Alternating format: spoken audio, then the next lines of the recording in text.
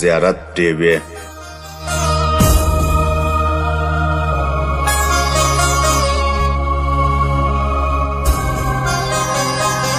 د جمعې مبارکه شپه وه، خلک زیارت ته راتلل او شمې به یې بلولې. ځینو به په خاورینو ډیوو کې تیل اچول او ډیوې یې لګولې. په زیارت کې ډېرې ډیوې روښانه سوې او خلک بیرته خپلو کورونو ته ولاړل.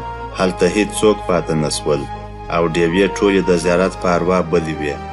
زه چې کور و کلي ته راغلم، په کلي کې د غریبانو کورونه تیاره وو. هغوی تیل نه درلودل، ځکه په تورتم کې ناست وو.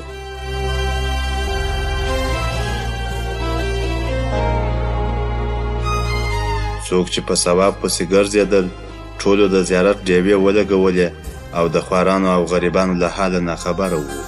هو، د غریبانو په کورونو کې تیاره وه، ځکه چا نه لیدل. په دوی باندې یوازې د خدای پاک نظر وو او بس. د دوی ډیوې د خدای ولګوي، موږ به د زیارت ډیوې بلوو.